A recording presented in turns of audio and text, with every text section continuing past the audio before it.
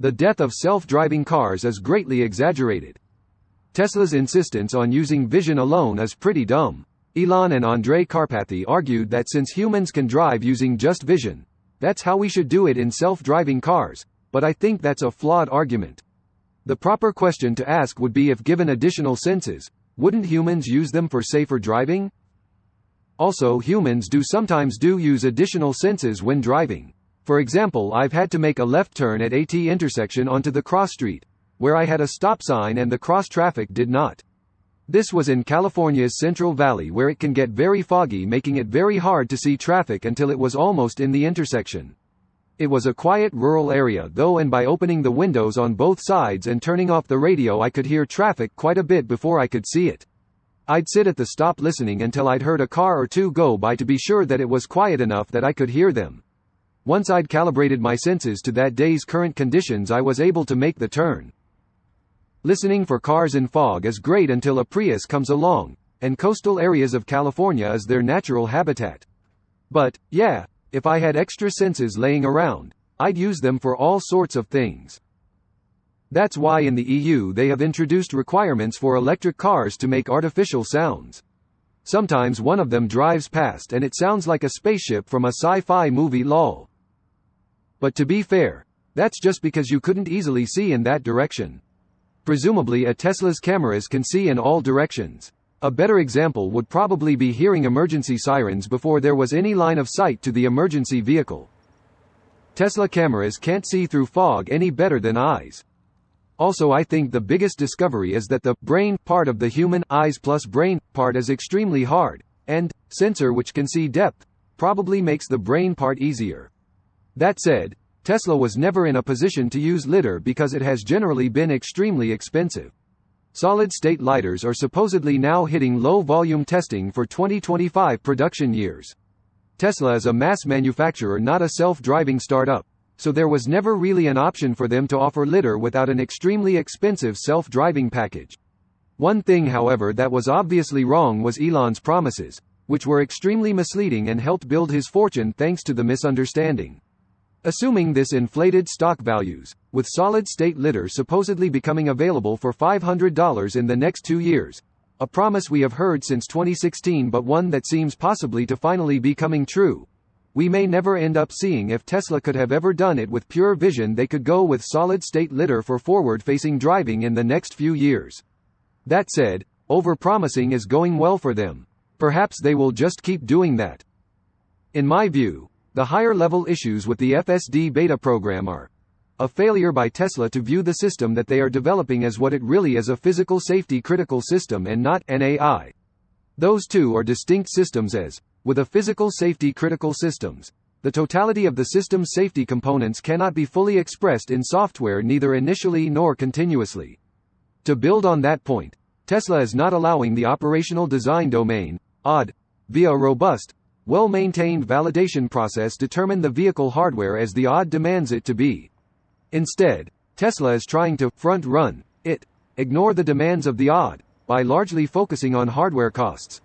The tension from failing to recognize that is why Tesla, in part, has a long history of being forced to, somewhat clandestinely, change the relevant sensor and compute hardware on their vehicles while promising to solve FSD, whatever that means, by the end of every year since around 2015 or so.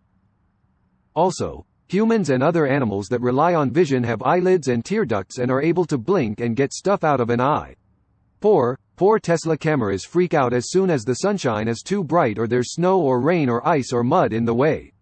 You'd think if they're going to rely on vision, every camera mounted on the car would have a way to squint in blinding light conditions, or wipe the lens or something when smudges, rain, snow, ice, mud, or bug splat blocks the view. But then, Tesla is insanely cheap, and all that would require parts, and that would impact margins, and that would impact stock price, and so, this is why we can't have nice things. Elon and Andrej Karpathy argued that since humans can drive using just vision, that's how we should do it in self-driving cars. I thought their argument was a little more like, since roads are designed for human vision, we should take a vision-based approach, too. Not saying it's the right idea, just that's how I thought they had put it. I never bought that argument considering roads live in three-dimensional space and our eyes and brain are constantly trying to decipher 2D space into depth. Seems like an extra hop that would be better cut out. Also, humans are pretty horrible at driving. They constantly commit traffic violations and kill each other. Driving kills about 1 in 103 people in their lifetime. There is no other day-to-day activity where this level of risk is considered acceptable. What are you talking about? Humans are shockingly good drivers. It is an average of 80 million miles, or 5,000 years of regular driving between fatalities, and that includes the motorcyclists, drunks, and people who do not wear their seatbelts, who account for approximately 70% of all deaths if I recall correctly. If you are an average driver who does not drive drunk and who wears your seatbelt and you started driving when agriculture was invented, you would not be expected to have gotten into a fatal accident yet. Anybody who says humans are bad drivers is almost certainly underestimating the difficulty of replacing humans by a factor of 1000x. The mix of unconstrained input, the real world, not a lab, not a simu, not a factory, and safety-critical output make this kind of problem particularly hard to tackle. I don't understand why anyone could think that it would be easy or fast.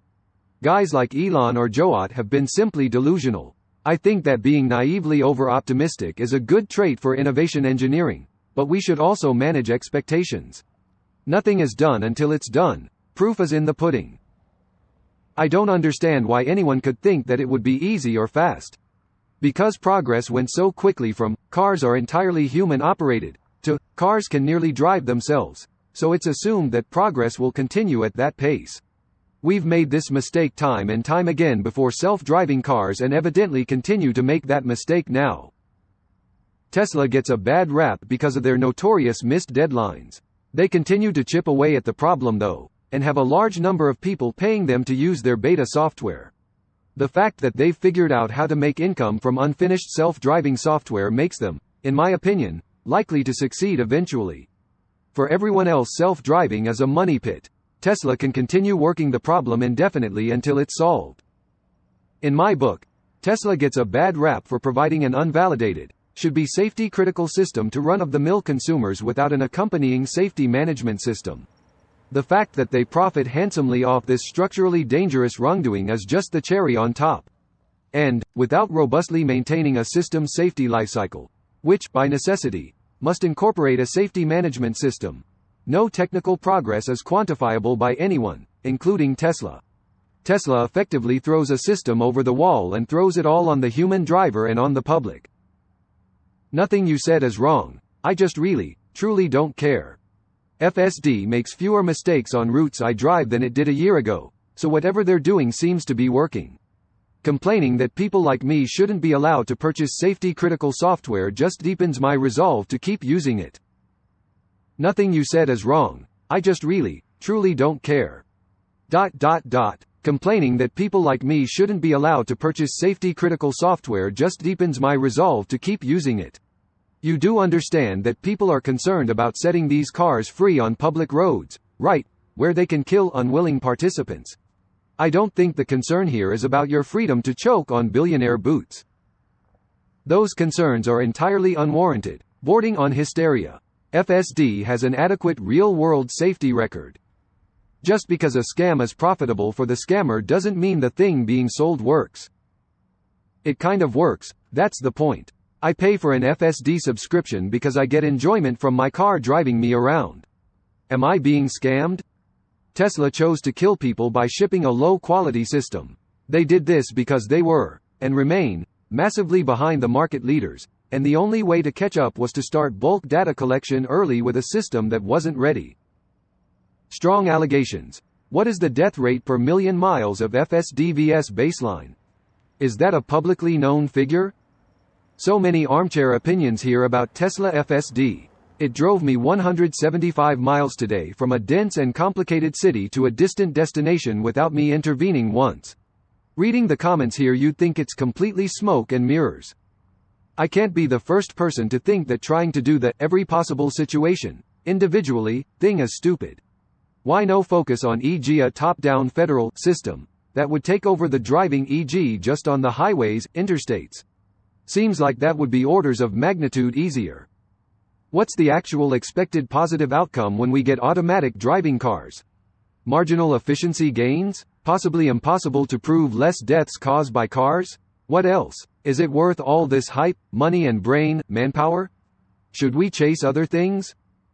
I get executives overpromise and Elon especially, but he's admitted to the difficulty and how FSD was harder than anyone suspected.